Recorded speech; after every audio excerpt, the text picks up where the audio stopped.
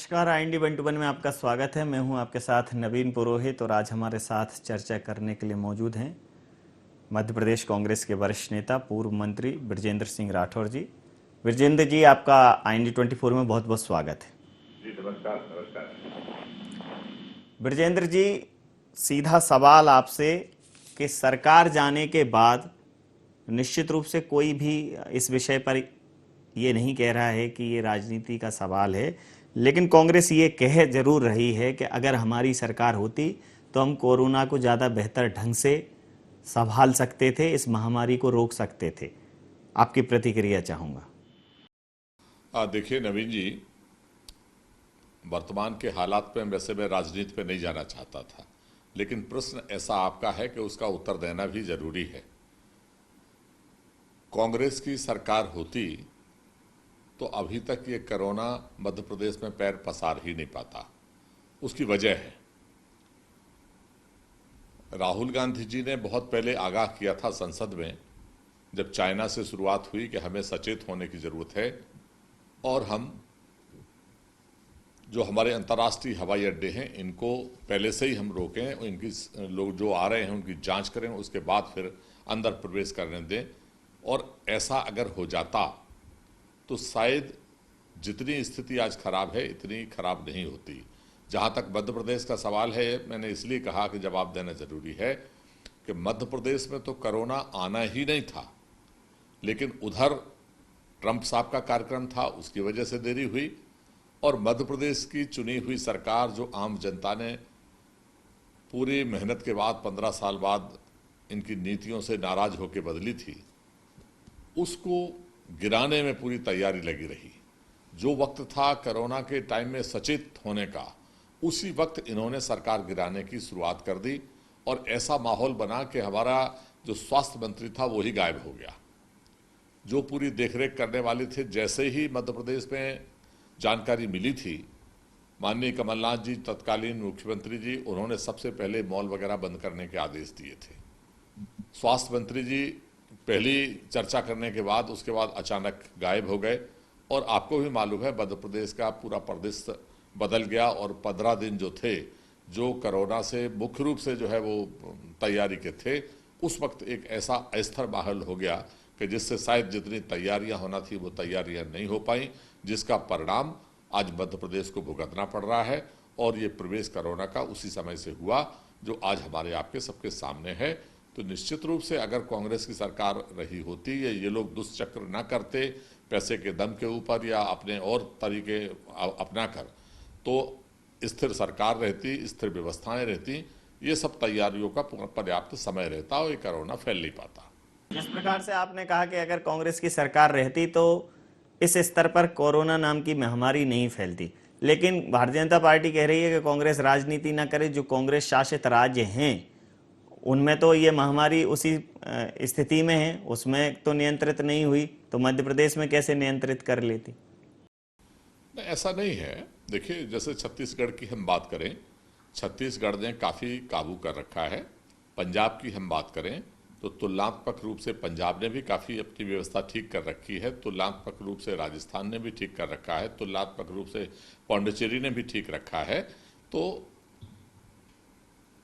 तुलना अगर हमें पार्टी के हिसाब से करना है तो तुलनात्मक रूप से तो मैंने आपको आंकड़ा बता दिया। लेकिन सवाल ये है, ये जो बीमारी है इसमें हमें केवल सचेत रहने की आवश्यकता है। जैसे मैं आपको उदाहरण देता हूँ, 40 दिन बल्कि 42 दिन हमने एक पाठ जैसा पढ़ाया, social distancing social distancing social distancing, immunity बढ़ाना है, सारी बातें हमने जो है समझाई लोगों को गले उतरी।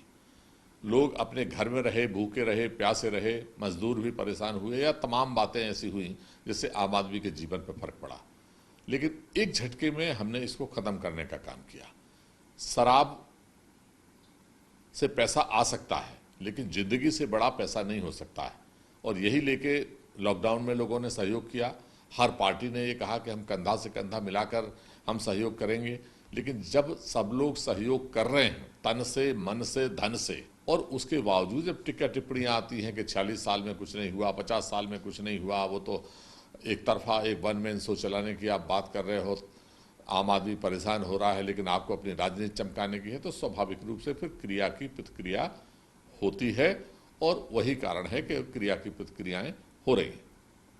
22 लोग, आपने कहा स्वास्थ्य मंत्री जाकर छुप गए, भाग गए, लेकिन 22 लोग स्वास्थ्य मंत्री के अलावा आपके परिवहन मंत्री, राजस्व मंत्री, महिला बाल विकास मंत्री, स्कूल शिक्षा मंत्री, श्रम मंत्री, मतलब 6 मंत्री आपके और 16 विधायक, 22 लोग आपका दामन छोड़कर चले गए हैं।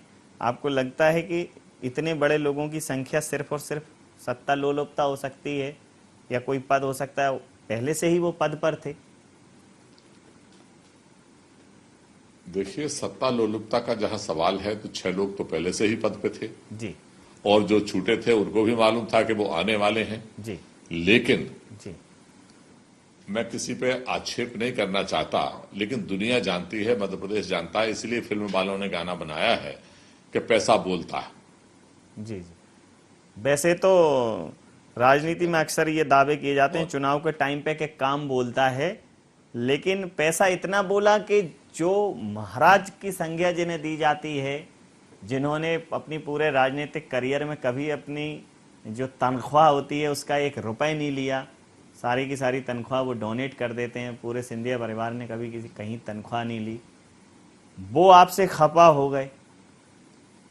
नहीं, अब ये तो क्या बता सकते हैं हम कि क्यों खपा हो गए। हमारे तो व्यक्तिगत अगर हमारी आप बात करें तो 15 दिन पहले ही हमारे पृथ्वीपुर में ही आए थे, हमारे घर में भोजन भी था, सब लोग साथ में भी थे, सारे दिन सुबह से लेकर रात के 9 बजे तक साथ थे। ऐसा 1 मिनट भी नहीं लगा कि कोई नाराजगी है। अब अचानक क्या खपा हो गए, इसका उत्तर तो वही दे पाएंगे, मैं उस उत्तर को देने में सक्षम नहीं हूं। जी, एक प्रश्न मीडिया ने बीच में किया, एक सामान्य चर्चा के दौरान कमलनाथ जी ने कुछ कहा, फिर उन्होंने बाद में बताया कि मीडिया ने उसे दूसरे शब्दों में समझा कि कहीं ना कहीं दिग्विजय सिंह जी पर विश्वास करना उनको भारी पड़ा। हालांकि बाद में उन्होंने स्पष्टीकरण दिया कि विधायकों पर जो विश्वास की बात की थी वो हमने दोनों लोगों ने की थी, कि हम विधायकों से लगातार संपर्क में थे और हमें भरोसा था कि वो नहीं जाएंगे। आपसे जानना चाहूँगा कि आखिर क्या ऐसी बात हुई, एक व्यक्ति, एक बड़ा नेता, कोई संगठन का पैरोकार ये नहीं कर सका कि जो रूठे लोग हैं उनको मना लें, समझा लें?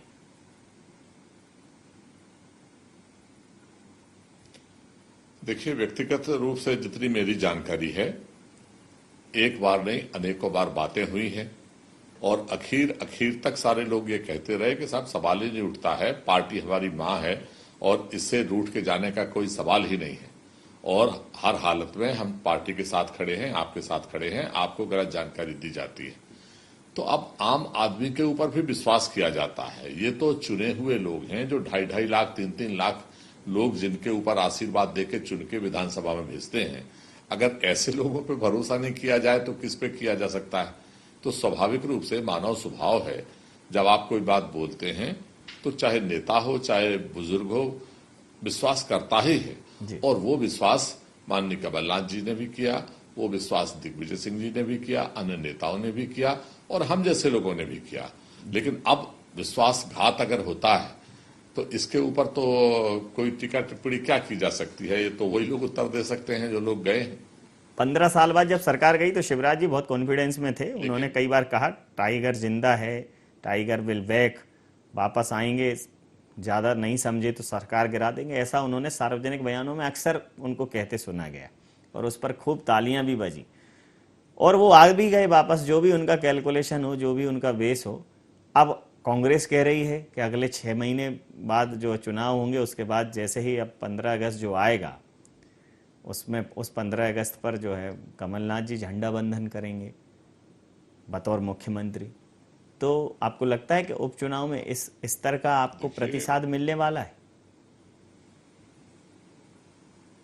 निश्चित रूप से मुझे ये लगता है 15 अगस्त तो मैं नहीं बोल सकता हूं, इसलिए कि अब चूंकि कोरोना महामारी की वजह से हो सकता चुनाव थोड़ा विलंब से हो जी। तो 15 अगस्त नहीं होगा तो 26 जनवरी हो जाएगी, लेकिन झंडा बंधन होगा। लोगों में जबरदस्त आक्रोश है जी, होना चाहिए 100% मेरे हिसाब से तो जी। लोगों की जो भावनाएं हैं जी। उस आधार पर मैं इस बात को कह सकता हूं जी। कि अगला 26 जनवरी का झंडा बंधन, अगर जल्दी चुनाव होंगे तो 15 अगस्त का, और देर से चुनाव होंगे तो 26 जनवरी का झंडा बंधन होगा। और जैसा उन्होंने कहा उस हिसाब से ही होगा, क्योंकि लोगों में नाराजगी है। जी। लोग मतलब विश्वास नहीं करोगे, इतने ज्यादा आक्रोशित हैं कि कल्पना से भी बाहर, क्योंकि वो गले उनको नहीं उतर रही है। जिन्होंने पूरा विश्वास व्यक्त करते हुए पार्टी का वोट दिया, पार्टी को जिताया, और बगैर उनसे पूछे, जी। कारण क्या है वो आप सब समझ रहे हो, बगैर पूछे उनको अगर जनता में मध्य प्रदेश में अपने क्षेत्र में जाके ये लोग कह देते कि मैं पार्टी छोड़ रहा हूं, मैं यहां से जा रहा हूं, आपकी क्या राय है, और लोग अगर कहते चले जाओ तब तो ठीक था। लेकिन उनके साथ जो धोखा हुआ है, उनके साथ जो विश्वासघात हुआ है, वो बात उनको हजम नहीं हो रही है। ऐसे किसान भाई जिनको मालूम था कि 50,000 का कर्जा माफ हो गया, 1 लाख तक का कर्जा माफ हो गया, और 1 अप्रैल से 2 लाख रुपए तक का कर्जा माफ होने वाला है, अब वो अपने आप को ठगा सा महसूस कर रहे हैं, क्योंकि उन्होंने बड़ी उम्मीद के साथ किसी की बेटी की शादी थी, किसी की जमीन गिरवी रखी थी कि अब हमारा सब कुछ ठीक हो जाएगा। लेकिन अचानक जो है पैसे की दम के ऊपर, ताकत के दम के ऊपर, सरकार की ऊपर की सरकारों की दम के ऊपर, या और भी जो वजह रही हो, सरकार को पलट दिया गया, लोगों को जो है भ्रमित किया गया, और आपके सामने रिजल्ट है, जिसकी वजह से आम आदमी अपने आप को ठगा सा महसूस कर रहा है।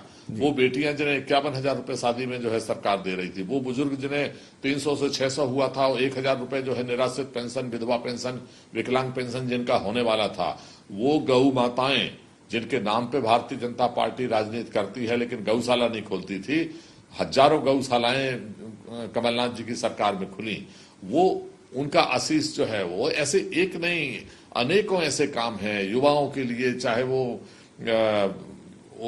पर्यटन के क्षेत्र की बात हो, चाहे फिल्म जगत की बात हो, फिल्म शूटिंग की बात हो, निवेश लाने की बात हो, खेती को दर्जा बढ़ाने की बात हो, नौजवानों के लिए, कर्मचारियों के लिए डीए बढ़ाने की बात हो, व्यापारियों को सुविधा देने की बात हो, तमाम तरीके की जो एक नई संस्कृति जागृत करके, और कांग्रेस पार्टी माफिया के खिलाफ जो जंग कर रही थी, जो मिलावटी दूध मिलता था, मिलावटी खोआ मिलता था, मिलावटी घी मिलता था, उसके खिलाफ जो है जंग सरकार लड़ रही थी, माफियाओं भूमाफियाओं के खिलाफ जंग लड़ रही थी, या और जो माफिया थे उनके खिलाफ जो सरकार ने मुहिम छेड़ी थी, शायद सारे लोग इकट्ठे होके और उसमें सहयोगी बने, और जिसका दुष्परिणाम आज मध्य प्रदेश की जनता के सामने है। जहां 24 सीटों पर चुनाव होना है, वहां बहुत ज्यादा आक्रोश है, और आप देखना वो आक्रोश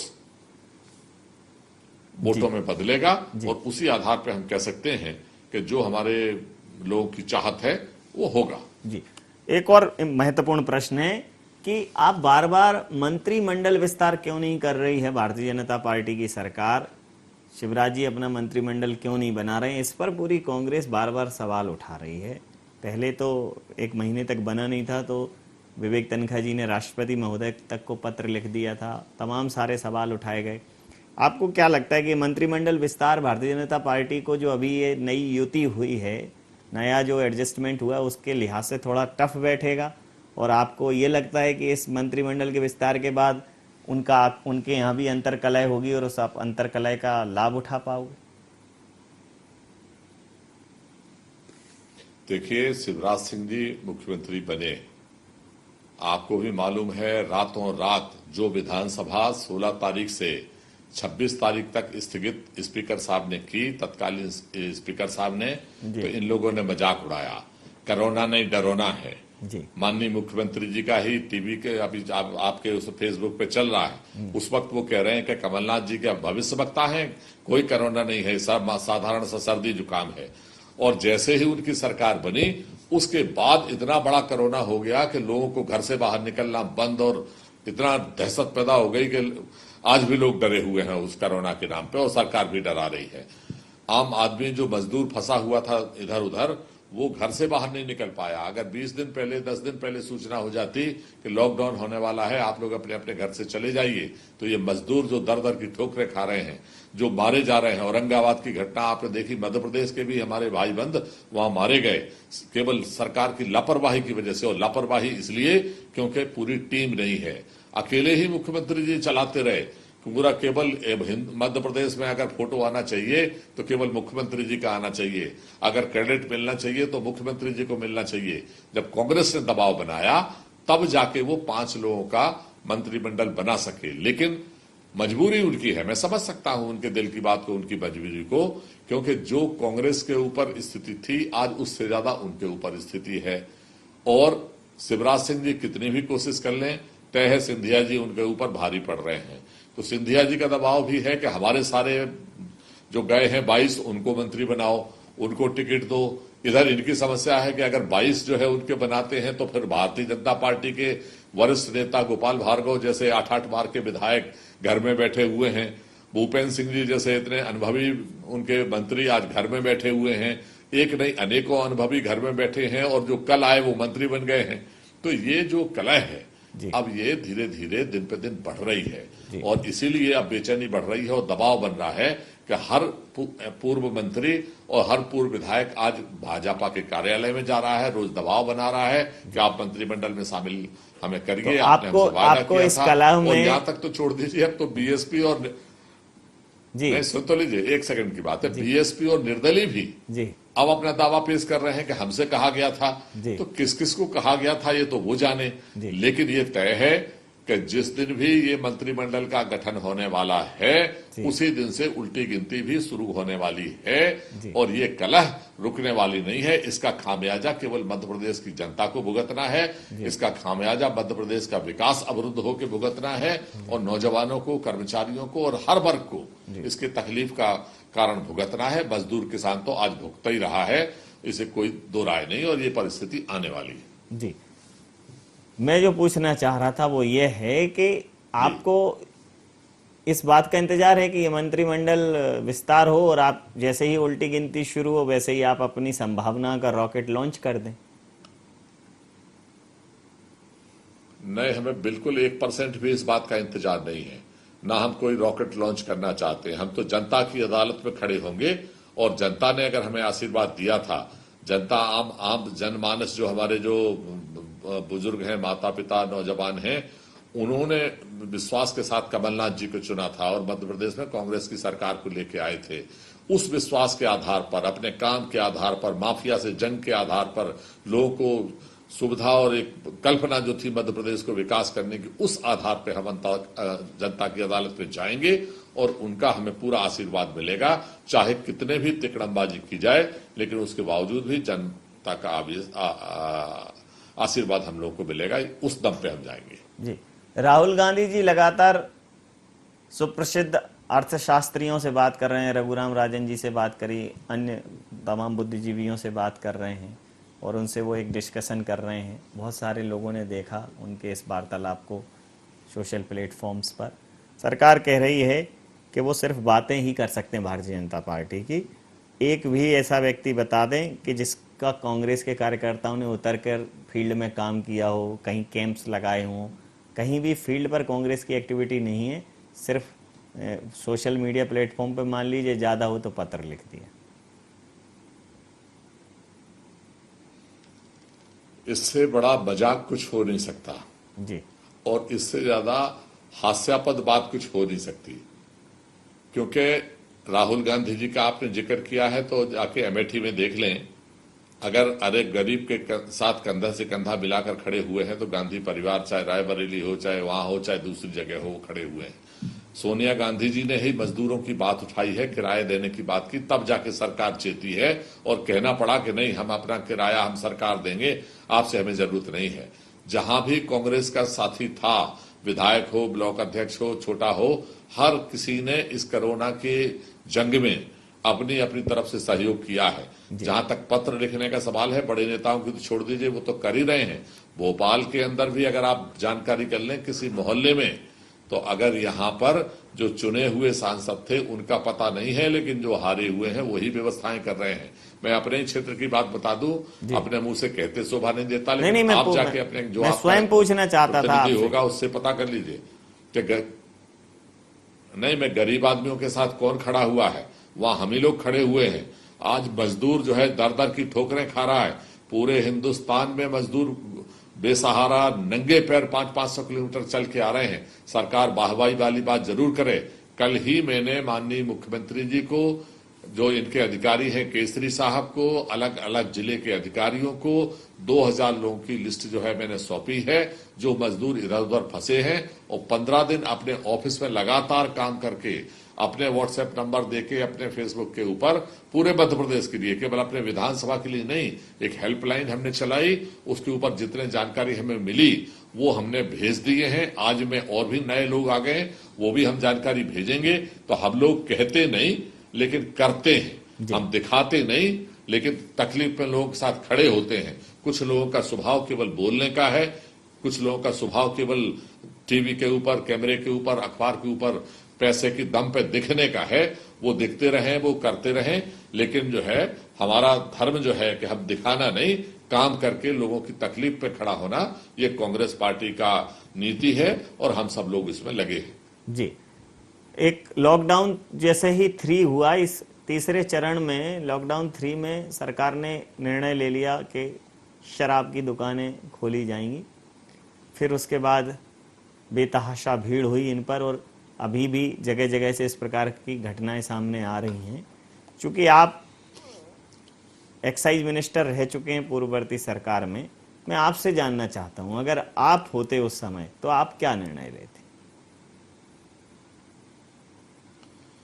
देखिए, मैं उस वक्त था जी जब ये शुरुआत हुई जी और आप रिकॉर्ड निकाल के देख लीजिए। जी। मैंने लिखित में आदेश दिए थे, जी लिखित में आदेश दिए थे अपने अपर मुख्य सचिव जो हमारे थे वाणिज्य कर विभाग के, कि तुरंत शराब की दुकानें मध्य प्रदेश में बंद कर दी जाएं। जी नंबर 1। जी। नंबर 2, जो भाजपा भ्रम पैदा करने का काम करती है, मैं सुनता रहता हूं कि महिलाओं के लिए कोई अलग से हम दुकान खोलने वाले थे, ये 100% झूठ है। कोई भी ऐसा निर्देश कभी जारी नहीं हुआ। इनका यह था कि धार्मिक क्षेत्रों पे हम दुकान खोलने वाले थे, एक भी नई दुकान का आदेश मेरे समय रहते हुए नहीं हुआ था। जो भारतीय जनता पार्टी के समय की दुकानें थी, उसके अलावा नई दुकान खोलने का एक भी निर्देश, एक भी कार्रवाई उस वक्त की नहीं हुई थी। ना ही जो है वो घर सप्लाई देने की बात हुई थी। लेकिन भ्रम पैदा करना भारतीय जनता पार्टी का धर्म है। आज मैंने इसलिए आपके माध्यम से बातें साफ की, जितनी भी बातें कही गई ये असत्य है। मैंने इस पर रोक लगाई थी और भारत सरकार की गाइडलाइन थी कि जो है लोगों की इम्यूनिटी को बढ़ाना है। ये WHO की आप रिपोर्ट देख लीजिए, उसमें कहा गया है कि शराब से शरीर की क्षमता घटती है और जब शरीर की क्षमता घटती है तो कोरोना अटैक करता है। तो जब एक तरफ हम इतनी जंग कोरोना के खिलाफ लड़ रहे हैं, 45 दिन हम इसको लॉकडाउन करके रखते हैं, आम आदमी परेशान होता है और जरा से पैसे के चक्कर में हम उसको 1 मिनट में खोल देते हैं, जिससे सारी सोशल डिस्टेंसिंग खत्म हो जाती है, सारा किया कराया खत्म हो जाता है। मैंने कई बार कहा, आज भी आपके माध्यम से कह रहा था कि आप बाद में इसको भले ही चलता रखें, लोग शौकीन उसके भी हैं, उसको मैं मना नहीं करता, लेकिन कम से कम 17 तारीख तक, जब तक लॉकडाउन देश में था, 17 तारीख तक शराब की दुकानें हर हालत में बंद करी जाना चाहिए थी। आज भी कुछ नहीं बिगड़ा है, अभी भी वक्त है। 17 तारीख तक कम से कम, जब तक लॉकडाउन है, अगर आप बढ़ा रहे हो तो फिर बढ़ाना पड़ेगा, वरना 17 तारीख तक हर हालत में कृपा करके इन दुकानों को बंद करिए।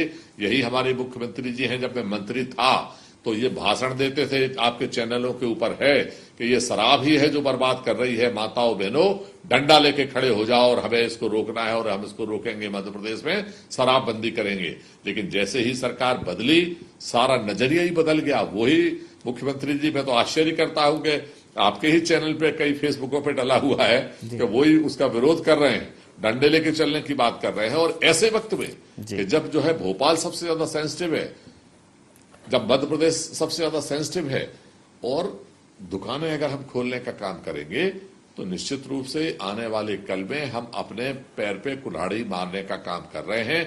और अगर इसके बावजूद भी सरकार नहीं चेतती है और भगवान न करे कोई विषम परिस्थिति बने, अगर ये कोरोना की महामारी ज्यादा फैलती है, तो इसके लिए जवाबदार सरकार होगी, मध्य प्रदेश की सरकार भी होगी और भारत सरकार भी होगी। ये मैं आपके बीच में कहना चाहता था। मैं आपके बीच में ये भी कहना चाहता हूं कि अगर मजदूरों को बुलाने की व्यवस्था पहले कर ली होती तो आज ये 16 मजदूर मारे नहीं जाते। जी इसकी जवाबदारी भी सरकार की ही बनती है। जी जी। अंतिम और एक बहुत महत्वपूर्ण सवाल मैं आपसे पूछना चाह रहा हूं। वो सवाल ये है कि मध्य प्रदेश सरकार के गृह मंत्री ने मुख्यमंत्री जी से निवेदन किया है कि एक कमेटी ऑफ मिनिस्टर बनाई जाए, जो कांग्रेस ने पिछले, जब ये सरकार के चला चली की बेला आ गई थी, राज्यपाल महोदय और स्पीकर महोदय के बीच में एक संवाद हो रहा था कि ये सरकार अपना बहुमत स्पष्ट करे, सिद्ध करे, फ्लोर टेस्ट दे। बावजूद इसके सरकार ने तमाम सारी नियुक्तियां की, उसी बीच में टेंडर किए, उसी बीच में ट्रांसफ़र किए। तो अब जिस प्रकार से कांग्रेस ने कहा था कि वो उनके घोटालों की जांच कराएंगे, कांग्रेस ने तो कराई कहीं कहीं, लेकिन जिस हिसाब से कराई जानी चाहिए थी नहीं कराई। लेकिन अब भारतीय जनता पार्टी के गृह मंत्री ने ये मांग उठाई है और जांच की बात कही है। मुझे लगता है कि शायद इस विषय में आप आगे वो कोई हार्ड स्टेप लें तो कांग्रेस के लिए परेशानी का सबब हो सकता है। देखिए, कांग्रेस को परेशानी का सबब नहीं है। जो भी वो उठाना चाहते हैं उनका स्वागत है, उनका अधिकार है, उन्हें करना चाहिए, उसमें कोई आपत्ति की बात नहीं है जी लेकिन मैं ये जरूर कहना चाहता हूं आपके माध्यम से जी कि ऐसा तो नहीं कहें कि कुछ लोगों को यही डर हो कि और जांचें होती तो शायद पता नहीं किस किस के नाम आते। जी खैर, वो हो गया। अगर सही मायने में मध्य प्रदेश का हित करना चाहते हैं हमारे माननीय गृह मंत्री जी, तो मैं एक सुझाव मेरा उनको है जी कि आप ग्रुप ऑफ मिनिस्टर्स की नहीं, क्योंकि आप कितना भी निष्पक्ष काम करेंगे, लोगों को दिमाग में ये बात आएगी कि आप बदले की भावना से काम कर रहे हैं। इसलिए कि ऐसी एजेंसी जो बिल्कुल निष्पक्ष एजेंसी हो, लोकायुक्त हो सकता है, दूसरे हो सकती हैं, ऐसी एजेंसी से केवल 6 महीने का नहीं, पूरे 15 साल भारतीय जनता पार्टी के और 1.5 साल कांग्रेस का, 16.5 साल की जांच कराइए और उसके बाद जो भी दोषी है उसके खिलाफ सख्त से सख्त कार्रवाई की जानी चाहिए। मैं हृदय से स्वागत करूंगा इस बात का और हमारी पार्टी भी स्वागत करेगी और मध्य प्रदेश की जनता को भी अच्छा लगेगा। तो ये जो 16.5 साल की जो पूरी आपने 16 बरस की जो एक राजनीति की उम्र को सलाम करने वाली बात आपने कही है, तो ये आप इसमें मुस्कुरा भी रहे हैं, तो आपको क्या लगता है कि मतलब वो साहस ही नहीं कर पाएंगे इस प्रकार का? देखिए, अगर हमारी नियति ये है कि वास्तव में हम प्रदेश का भला करना चाहते हैं, इसलिए मैंने 16 साल कहा, और बदले की भावना की अगर हमारी नियति है तो कोई दिक्कत नहीं है। सरकार आपकी है, जो मर्जी आए सो आप करिए, अपने हिसाब से आप रिपोर्ट भी बनवाइए, अपने हिसाब से जो कार्रवाई करना है, इसे कोई रोक नहीं सकता। हम तो यही करेंगे कि जो भी है जांच होनी चाहिए, इसमें कोई बुराई की बात नहीं है, लेकिन पूरी जांच हो तो उसका मजा फिर अलग आएगा, मध्य प्रदेश के लोगों को भी अच्छा लगेगा। मैं बार बार दोहरा रहा हूं इस बात। अंतिम सवाल कि फिर वापसी करेगी कांग्रेस? 100%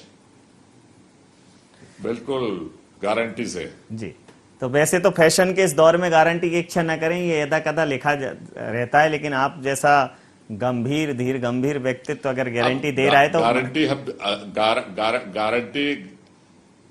गारंटी हम आशीर्वाद के दम पे बोलते हैं। जी जी, मैं समझ, भरोसा हमें है जी। जो लोग अपने आप को ठगा सा महसूस कर रहे हैं उसका जवाब वो देंगे, इसलिए हम गारंटी दे रहे हैं। जी, आपने हमारे साथ इतना समय साझा किया, हमारे हर विचार का आपकी वही सहज और स्पष्ट शैली में अपने विचार हमारे साथ साझा किए, अपने उत्तर साझा किए। आपका बहुत बहुत धन्यवाद, बहुत बहुत आभार। तो वैसे तो फैशन के दौर में गारंटी की इच्छा करना व्यर्थ है, लेकिन राजनीति में गारंटी, वो भी सत्ता वापसी की, कांग्रेस कह रही है कि हम जनता के आक्रोश के बलबूते और जनता के भरोसे के बलबूते वापसी की गारंटी दे रहे हैं कि कांग्रेस इन उपचुनावों के बाद वापसी करेगी। तो अभी भी सत्ता में संशय कहीं ना कहीं बरकरार है। IND 121 में इतना ही। आप बने रहिए IND 24 के साथ और देखते रहिए IND 24। नमस्कार।